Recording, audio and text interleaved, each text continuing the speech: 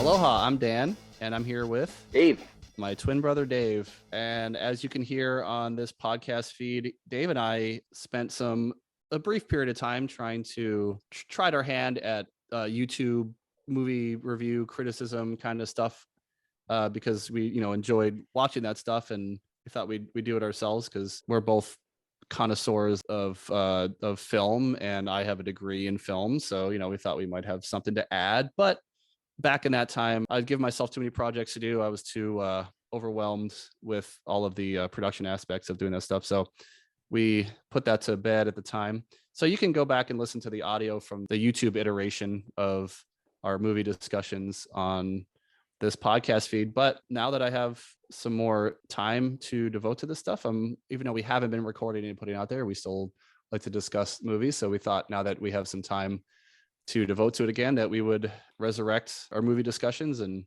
put it on the podcast. So for my part, I hadn't been to a movie in literally 2 years. So the last movie that I saw in the theaters with my kids was Frozen 2. And then the pandemic hit, and I just have not been to the theaters for a long time. I've seen a lot of movies, but I haven't been to the theater. So my triumphant return to seeing movies, to go into the movie theater, was seeing Ghostbusters Afterlife. And what was yours? Demon Slayer Mugen Train. Oh, really? I didn't know you saw that in theater. Oh yeah, it was great. Let's see. Was it good? Yeah. I need to go back and watch the Demon Slayer show before I see any of the films. Have you watched the show? Oh yeah. I tried not to like that. I could talk about that show. But... Well, maybe we should do a like an anime catch-up episode, because you and I were, old school. Yeah. I mean, I guess old school for when it comes to I'm when anime started to become mainstream for once in the 90s to the youth. Right. But like when this should be a whole other episode, so we'll curb it in a second. But I just want to point out that you and I were getting into anime when like anime VHS collection or VHS collecting was a thing, and we didn't have stuff like Crunchyroll and all the things that you can just get anime, or HBO Max has all like the Studio Ghibli stuff. We didn't have access to all that. We just got whatever we could get at like our local video store. Yeah, the local mall video store, whatever they just happened to be able to get, which is usually like 5-10 years after the anime actually came out, and like you just like gobble it up. And because of that, like I was never too sure how anime was going to sustain, in the States, because because of that whole thing. But anime is bigger than ever. Mm-hmm. It's really cool. And I mean, obviously the internet is to thank for that. But that, we should talk about that in another episode. Mm-hmm. But in this episode, what I'd like to get into is looking at the 3 movies that I've seen recently. 2 of them I saw in the theater, and 1 of them I saw on HBO Max, where there is this definite theme of what to me, it kind of brings together all of my issues and, I don't know, complaints that I've had with modern film production, like in the past almost like 20 years. And I want to talk about the movies individually first. Just let's give but before we get into like the kind of the bigger thematic or philosophical thing that I really want to get into in this show, because in general, like you and I have never just been straight up just like movie critics and just talking, and that stuff is everywhere. You can find thousands of YouTube channels and podcasts and blogs and stuff where people just tell you what they thought about a movie, and that's all great.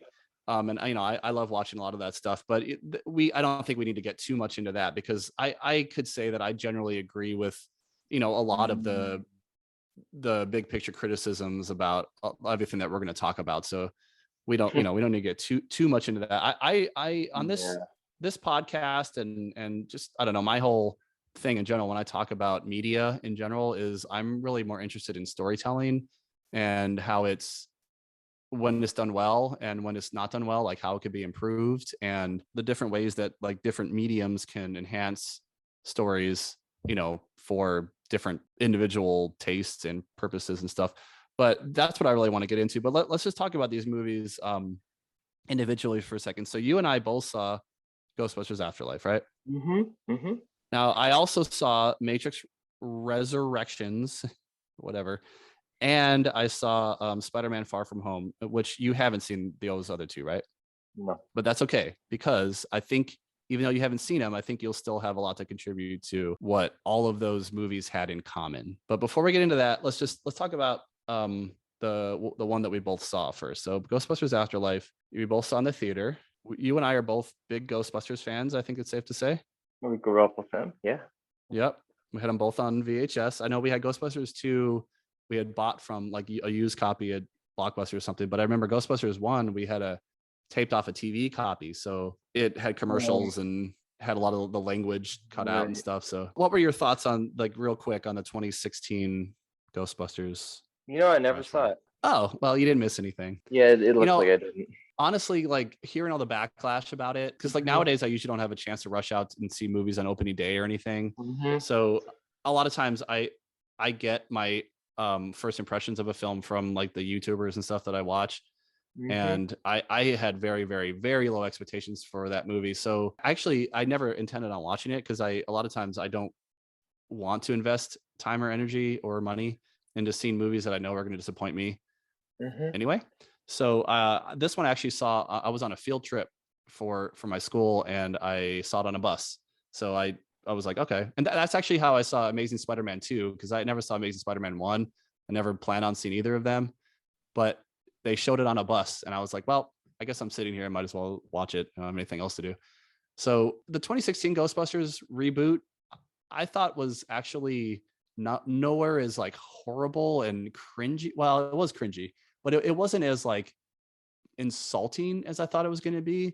But it definitely was not good, and obviously it's been talked about to death. But the biggest thing about it, I think, that misguided direction that they took with it was not adhering to like a well drafted and well paced and well intentioned script, or even like a mediocre script. Most of it was improv because they had all these SNL actors. They threw them in. They had general ideas of where they wanted scenes to go, but from what I understand, like it wasn't all scripted. It was mostly improv, and that's why a lot of the humor seems so random and not Mm-hmm. character. It's not character driven or character based. It's just how it's almost like Family Guy humor. It's like what is the most random thing we can do right now, and that, aside from the story, which was whatever, it was just like a guy that wanted to unleash ghosts. Like it didn't really matter what the story was. It was the characters, and they were just bland and interchangeable and uninteresting, and it Was there wasn't any funny scary because elements to it, or the ghost completely cartoony? no,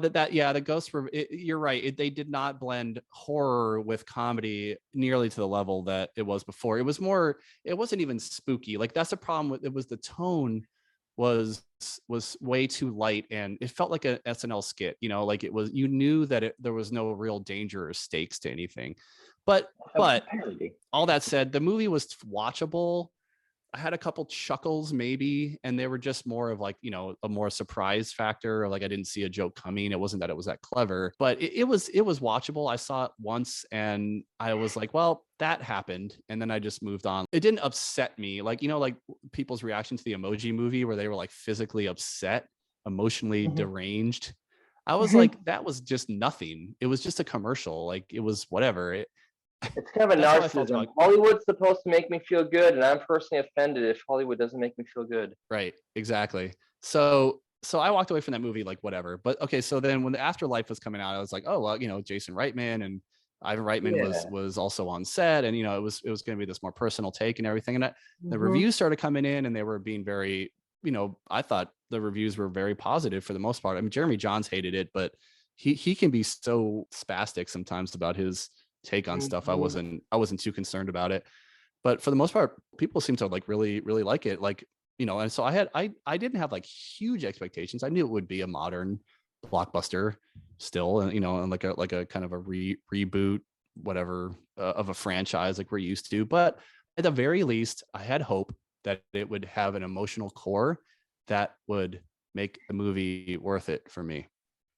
And I did Mm-hmm. not find that in that movie. I found the movie to be very stale, very low stakes, tonally inconsistent, and just kind of lazy. Like the storytelling I thought was unnecessarily underdeveloped, and the characters were unnecessarily underdeveloped. I could nitpick it. I just don't feel that passionate about it to really start nitpicking it. I just felt it was entertaining and I laughed a little bit and I enjoyed it, as I was watching it, but walking away from it, it just felt like walking out of any Marvel movie or whatever. I was kind of like, meh, that was a movie. How did you feel about it? Ghostbusters Afterlife? Yeah, I higher hopes for it than it ended up being. I liked the main character, the girl, a lot, but it just a lot of times by movie, if it's I'm how I like it, if it's on my mind, or if I'm struck by it, if I'm moved by it, and it was surprisingly forgettable for me. I just like, it wasn't like it was bad. It wasn't like there was a big problem with it, but I wasn't. It seemed like good enough, but had fun during it, but just forgot about it. It just didn't impact me. Yeah, I would echo that. At the core of this movie, I'll apply this to the Matrix later too, but I think that the biggest issue that I had with the characters in general, because like movies with several characters can always get a little messy in terms of like development of characters. But I kept hearing over and over again before I saw the movie that the main character Phoebe was like the emotional core and she was the standout. I thought her performance was good, but as a character, the way she was written, I thought was not engaging because I really didn't know what motivated her or really anybody else for that matter. Yeah. Because they kept saying that she was like this social kind of outcast, but she in the movie itself, yes, they set her up to be that way, but like she had a tight knit family, even though they were like, the teenage brother was a pain and everything, but like the mother obviously cared about them more so because the dad wasn't in the picture. And the brother he wasn't horrible to her. He was a good, he was a good older brother for what he was. I didn't really feel like there was a lot at stake for her emotionally. And then so with Egon being part of that story, I felt that the mother would have actually been a more interesting main character than the granddaughter because the mom had a specific emotional stake in Egon's disappearance or his abandoning of the family and everything. She was way more affected by that than the granddaughter didn't know anything about him. She didn't even know he was a Ghostbuster. She never met him. So when she starts seeing his ghost, like playing chess with her and showing her about the Ghostbuster stuff, she didn't know about the Ghostbusters beforehand.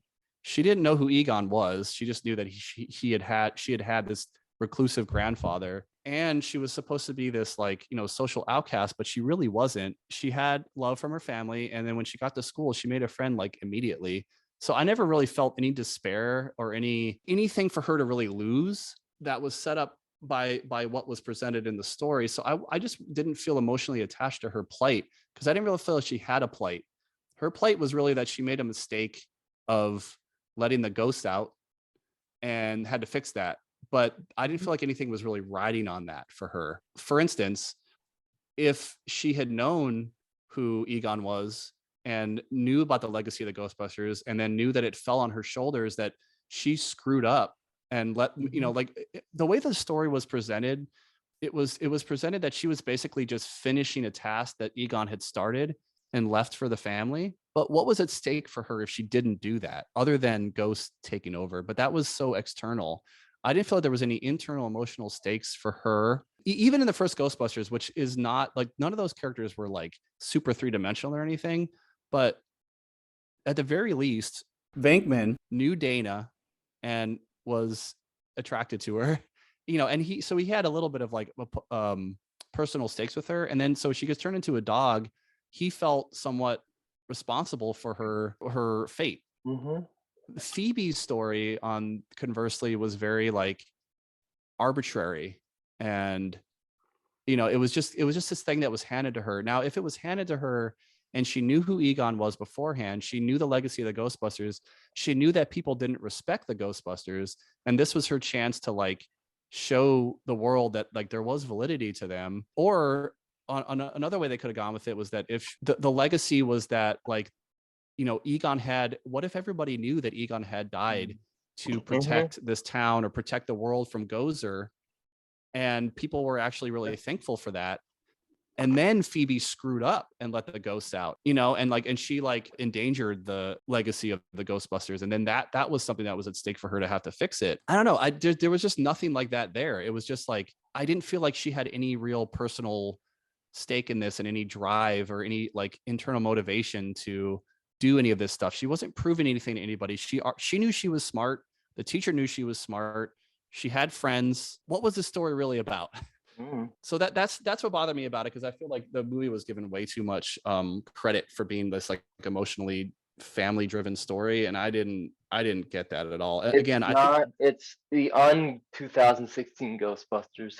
exactly that I feel people were giving it way too much credit for being okay, Yeah. and that's not and also Jason Reitman as a writer, he's better than this. He's done so many movies that even his not as good as his great Has he movies. done anything that I would know?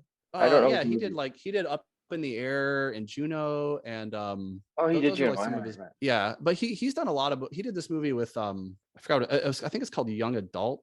I might be wrong about that, Mhm. but it has Charlize Theron and Patton Oswalt, Mhm. and and like he is really good at character, and he's really good at emotional stakes, and Oh yeah. I feel like this movie was suffocated by the Hollywood machine. Like I feel like he had something, he had a story, and it just feels like it was either rushed or went through too many drafts and wasn't given his it wasn't given his voice, or his voice was suffocated out of it, because it felt so standard Hollywood blah. Oh, I just want to okay, speaking of like development though, we'll move on to the other ones in a second. The thing I really want to compare this to in terms of like character relationship development and character development when it's done right and wrong, this movie actually reminded me a lot more of the I think I hope I get his name right. James Marigold, something like that. He directed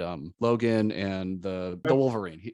He did the Honestly, Wolverine Logan's the and only one the only standalone one I've seen. I haven't seen the other ones. okay. But this movie reminded me more of those, where both of those movies got a lot of praise for being like really emotionally engaging. Mhm. And so I guess maybe I went into with too high expectations, but I found both of those movies to be similar to Afterlife in the fact that the scripts were just kind of lazy, because in the Wolverine, Logan was supposed to have had fallen in love with the Japanese daughter of the guy that he had saved back in World War II when they dropped the bomb. They barely had any real like development on screen or in the scripts. It was just more Mhm. implied that they liked each other and then they got together. But that, I mean, it's fine. It's whatever. They didn't end up together in the end. But that really was what the movie was kind of like hinging on, Mhm. was his relationship to this girl. So when I heard that the same guy was making Logan, I thought the action was really good, and the tone was really good in the Wolverine and everything. But I was a little worried because people were like just praising Logan with being like this super deep emotional journey with Logan and like his little daughter clone thing. And honestly, like I felt like he had way more of an emotional story and attachment and stakes with Patrick Stewart's character, which Yeah. they set up early, and we've seen it on all the other movies. They've had this journey together, and for everything that happened between him and Professor X, I thought was really where the emotional core was. He barely had any dialogue with the girl until later in the movie. After Patrick Stewart death was the only thing that gave Logan and the girl, what is she, X3 or something? He gave her a chance to breathe, gave their relationship a chance to breathe. X-23. And by then the movie was almost over. So remember in the Wolverine, when the his partner is like, you die holding your heart in your hand, and then we see in Logan that actually means that he's holding the girl, and Mhm. as he's dying. I did not Mhm. feel the impact that movie. It wanted to be a gut punch, but it did not develop their relationship. Yeah, They were at odds for most. it wasn't as much of a gut punch as I thought it was gonna be. It was I actually a lot wanted more it to action than I be. thought. Yeah, especially that first trailer, like hit me in the gut more than the whole movie did. Yeah. With And the I like the movie flashback fine. stuff. I thought it was a very well done movie, but Yeah. on a Oh script yeah. character level, they did not develop his relationship with the girl enough for his sacrifice for her to have a real punch. And that's how I felt about Ghostbusters too. So when Egon shows up, and I thought they handled it very respectfully. She didn't even really know him. For him to like hug her and help her was supposed to be this really dramatic moment, when she didn't have the strength to hold a proton pack, or to do what she needed to do, and then Egon's ghost supported her, and it was supposed to be this very familial thing, Yeah. and it was not developed. There was nothing there for me to really. The only thing that I felt any emotion for was, oh my god, it's Egon, the guy that I knew from other movies, that I have a relationship with his character, but this movie didn't give me a relationship with him, or Mhm. between him and the girl. I actually Mhm. felt more emotional when he hugged his daughter that he had been Mhm. estranged from. I thought that was more powerful than him and Phoebe. Mhm. And that's why, so like, that's why I'm comparing it to Logan and stuff, because I thought that like that was a similar kind of failing on a script level. But it can be done though, and I just want to point out that it can be done really, really well if the characters are given enough time to develop. Even if it's in a short amount of time, you can have a love story that's really powerful and impactful in a 2-hour movie if characters are given enough screen time together and enough development in the story, to for it to matter when there's a sacrifice. Terminator is Mhm. perfect, Mhm. Oh right? yeah. Oh They yeah. spend they spend two nights together in the Mhm. story, and when by the time that Reese dies, Mhm. you feel so bad for Sarah, and you knew that they could have had a wonderful life together, and you knew that Mhm. he loved her. You could just feel it just dripping off the screen. It was so powerful. Mhm. And I Mhm. feel I feel that that's what James, I think it's a Mangold, Marigold. I should do Remember. research before I record. But the guy Yeah. that made the Wolverine and Logan, and also Jason Reitman with Ghostbusters, I think they were going for that kind of gut punch, but only Mhm. James Mhm. Cameron has been able to make that kind of stuff work on that level. And because it's a big, you can do this in all sorts of small dramatic, movies that are more about that. But if you try to add like a dramatic element to an otherwise like big budget action, look no further than James Cameron, because he knows how to do it. Yes. Okay, so all that said about Ghostbusters, so you haven't seen Spider-Man or the Matrix, but I don't think you really need to understand how these relate to Ghostbusters. So the Matrix, again, I could like nitpick it all the heck, but it's been done all over YouTube and stuff already. So just go watch those to get more about the nitty gritty. But basically, the Matrix. Well, I'll say what I liked about it first. The thing I liked about the Matrix was that it wasn't like a reboot or a complete like disrespect of the legacy characters like the Star Wars sequels were. Like looking back at it now, I feel like the Star Wars sequels would have really done themselves a favor by making the main characters the legacy characters, and making like Ray, Finn, and Poe and everybody like secondary characters, which is what they did in the Matrix. Is like they're trying to introduce new characters, but they took a back seat to the legacy characters, the ones that were really there for. Mhm. And I think that's a smart move, because with the Star Wars, if they were planning on using like the Ray, Finn, and Poe trio beyond the Star Wars sequels, then I could see them being, needing to be the main characters of that story, so that they could, live on past it, and have the legacy characters kind of pass the torch. But it, Yeah. it it was always only meant to be a trilogy, so why not just have the main characters be the main characters from the previous films be the main characters in the story, and also have a more subtle torch passing in case they wanted to go back to those secondary characters. What if So the that's what the main characters Matrix. became the main characters? By the end of this, that Yeah. would be cool. By the end. And then they totally just disrespected and disregarded the old, the legacy characters, Mark Hamill and Harrison Ford and everybody. All But I could say about those bowel movements, yeah.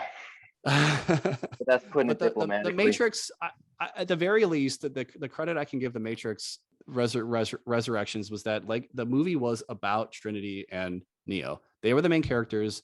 The plot revolved around them, and they drove the story. So just in that, I didn't feel totally disrespected, that I was like they were just kind of there in the background, passing the torch to some new breed of Matrix characters that I didn't care about, just to keep the franchise going. But that's all about the positive. I mean, and it also brought up a lot of interesting ideas, and you know, it harkened to things from the other movies, but also brought up its own things. Like it talked about an evolved relationship between the machines and the humans since the Matrix revolutions and stuff. That's cool.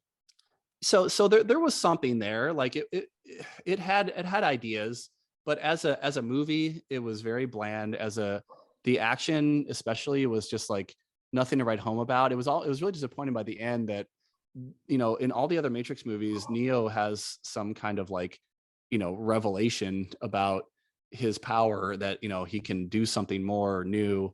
In this one, he just can deflect bullets, and that's all he does. At the end, Really? the end action scene is mostly him and Trinity on a motorcycle, and he's just deflecting bullets. And there's like really nothing else happen. And you're kind of waiting for something bigger to happen, and Yeah. nothing really happened. So it just felt like really, really lackluster. So in that regard, it did feel like a kind of a shameless, needless like rehash.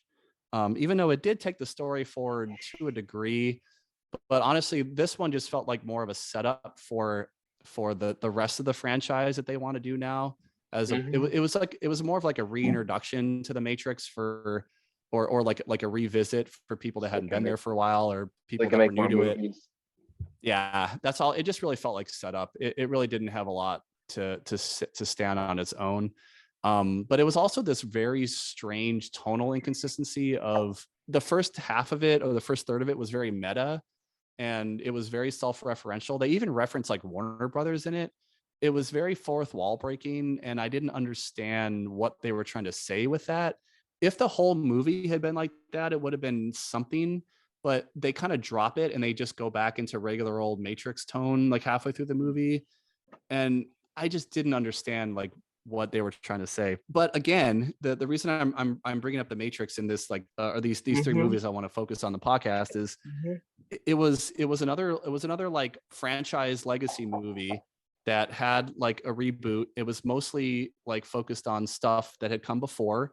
You would have had to see the other movies to understand anything going on anyway. So I didn't understand why there had to be all this like reboot factor. Same thing with Ghostbusters. Like you'd have to know about the Ghostbusters really to care about Afterlife. There wasn't really much else going on. When the kid from Stranger Things first finds the Ecto One in the garage, if you had never seen Ghostbusters before and never seen the logo, that moment when he first tries to uncover it and then gets distracted, where he sees the logo on the Ecto One, would Hmm. have meant nothing to you. Like they're banking on the fact that you've seen the other movies to care about that kind of stuff. So same thing with Matrix. Like when you see like, you know, Neo in the pod of goo and stuff, you'd have to have seen the other movies to have that have any impact. Otherwise, this one was really like nothing. It didn't do anything.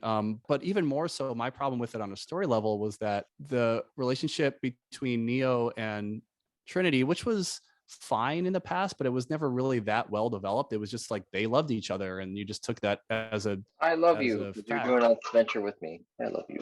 Yeah. Yeah. But in this one, the whole story revolves around their love. So the whole idea is that Neo is the one, but so is Love you because Trinity. that's Like what the plot needs. exactly. But I mean, it was an interesting idea though, that, you know, like it wasn't too pandering or too like, I didn't feel like it was too modern. It did bring up a lot of modern politics and socio-political kind of stuff as commentary, but the story itself, I didn't feel like was disrespectful to what came before. Other than that, you know, Trinity is now Hmm. the one too. So Trinity and Neo in this current iteration of the Matrix are the one together. They're like the yin and yang, or the two sides of the coin, or whatever. Like Sure. they support each other. Without their love together, there is no one. So I thought that was fine. Like that didn't disrespect what came before. But the problem was that the whole movie was kind of building up to getting them to that point of like reconnecting, but Hmm. they didn't have much of a solid relationship beforehand, and then the movie itself gave us nothing new between them. It just said, oh yeah, remember, they're in love, and that's supposed to matter. So again, it was just like there was a lot of potential, just like in Ghostbusters, but the script was just super lazy to make it worth it, to make it emotionally impactful. But and I'll spend the least time on this, I promise. But on Spider-Man, though, even though I walked out of Spider-Man feeling like I usually do, walking out of a superhero blockbuster movie of like, that was fun. I really enjoyed it, but like it wasn't the end all be all, like it didn't change my view of the world like Terminator or Aliens did or something like that. However, just on a storytelling level, on a script level, they did what the Ghostbusters and Matrix was trying to do, which was bring back things that you've seen before and scratch the nostalgia itch. But where the Ghostbusters and Matrix failed to do that because they didn't know what to do with it, or they didn't have anything new to say or any like emotional stakes to make it worth it. What they did in Spider-Man, they did the nostalgia. They're like, oh look, it's Green Goblin, look, it's Doc Ock, like it's like all these characters, and yeah, of course they brought back Tobey Maguire and Andrew Garfield. But unlike that, that was another big And I failing haven't of seen Ghostbusters. Andrew Garfield's movies. I hadn't seen either. Me either. And I only saw the Amazing Spider-Man 2, which I thought was really bad. So I had no connection to him, but he was great in the movie. Hacksaw Ridge. Must be great actor. Well, he is. But in the movie, though, he was great as not just Spider-Man, but as a character in general. He was a good character in the movie. So was Tobey Maguire, not just because of what's come before, but because of what this movie gave them, which was it gave them characterization, but it also gave them emotional stakes within this own story that supported the story and gave it weight. And so like that's something I don't get from many movies these days. Weight. And that's feel the like weight. This movie. Okay, the substance of the emotional tone of it. So Spider-Man No Way Home was a character-driven movie, which is so rare because in like Ghostbusters and Matrix, it was all very plot driven. The plot was like kind of happening to them and they were reacting to it, which is fine. But that's what I was expecting from Spider-Man, was like, oh no, all these villains are going to show up and he's just going to have to deal with it. And that, I gotta tell you something. Right. I won't get into the show, but Demon Slayer, in my experience from that show, it's when you do plot driven right. Because this show is so simple. Okay. But it's all plot driven, but you got these over the top characters in their own ways, but it's done right. It's like the good version of plot driven, I guess. Well, I'll tell you what, at some point I'll have to watch it. I'll have to watch the show and the movies, and then we can do a whole episode about that. But for Spider-Man, it's the opposite. It's very character driven. Everything that happens in it is because of a specific choice that Tom Holland's Peter Parker makes, and he makes that has emotional weight because every choice he makes could have serious repercussions to him and his family and friends.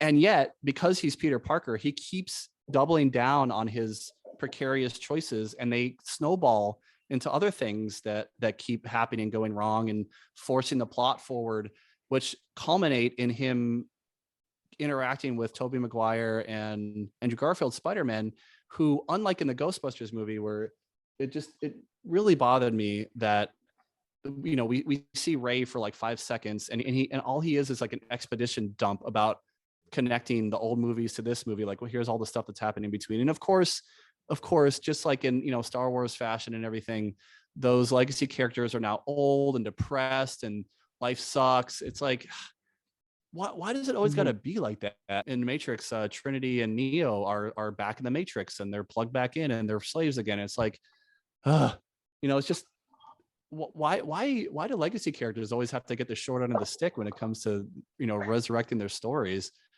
But then the whole movie goes by. We don't see the Ghostbusters again until like the last 10 minutes, and they just show up for like a couple punchlines.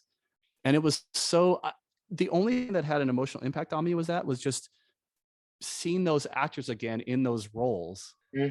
But it wasn't because of the story. I felt like they could have been a much bigger part of that story and had, they could have carried Egon's legacy to Phoebe, and they could have been disappointed in her for letting the ghost out after everything that they had accomplished. And they tried so hard over the years to save the world from Gozer and all his minions and everything. And then here comes Phoebe thinking that she's some, like newbie scientist, wannabe Ghostbuster, and then she, craps all over their legacy by Ghost out and undoing everything they did. Like that could have been some interesting character stuff between them and her. But no, they just show up at the end to be like, hey, remember us? And literally they say like, hey, have you missed us? And it was just a cameo. So at least in Matrix, that Trinity and Neo weren't cameos. I respect that. But in Spider-Man, the appearances from the other Spider-Men were characters in the story. Their characters played a role in both the emotional stakes of the story and the plot. So they weren't just there for nostalgia. They were part of the story. And my bigger point about all this, like Matrix and Ghostbusters to me are indicative of everything that's just wrong with Hollywood storytelling in the past couple decades. But Mm-hmm. Spider-Man No Way Home was a surprisingly refreshing, What I've been hopeful, hearing. optimistic take on that Hollywood, if they want to, they can do it right. They can take what's popular right now is nostalgia, and I understand that. But they took nostalgia and they gave us something substantial and something new and something evolved and something passionate. And Spider-Man No Way Home, I think, is going to be one of those like forks in the road of like Hollywood is, they're going to keep churning out just the soulless crap like we've been talking about. But this movie made $1 billion like in its first week or so. Which one, I Spider-Man? hope, yeah, Spider-Man did. It broke a lot of records, but it's even during a pandemic time, it's made more money than most movies of its ilk. And I really think that that's because, I mean, there was a lot of things going into it. People wanted to see the old characters and all that kind of stuff. But if audiences are anything what I believe audiences are, which are subconscious connoisseurs of good story, Mm-hmm. I hope that Spider-Man is the fork that's going to take Hollywood in the right direction finally, and Yeah. start Yeah. hopefully a new renaissance of good, not just big budget blockbusters, but also just storytelling in general in all mediums, and that people will have higher expectations for Yeah. what It's not makes a just good emotionally lazy. engaging story, because they can say like, because you can't go back now and say like, well, that's just how it is. Movies are just kind of bland, because people can say like, nope, No Way Home did it and they did it well. I'll And have I to love see it. I'll have to see it because I honestly really don't care what comes out anymore. I'm not big into pop culture, and I don't yeah, follow the mainstream. Like I'm like out of the mainstream so much. The more like I've been I burnt know. by so much movies, music. That's so I have to see it to see that there's something so good that be big budgeted that'll come out. I don't want to like set your expectations too high for No Way Home. It's still a Marvel, Yeah. Sony's, superhero movie. It has all the tropes and all the trappings of that. It has some out of place humor and like some wasted time. And but if you look at it purely on a character story level, it does everything right. And I think that just can't be understated with how wrong things have been going with storytelling in Hollywood, in the past couple decades. So I just hope that it's a precedent that we'll see more of this moving forward. All right, Dave, thank you You're welcome. once again for being part of this. We'll talk about more stuff Okay. as it comes up.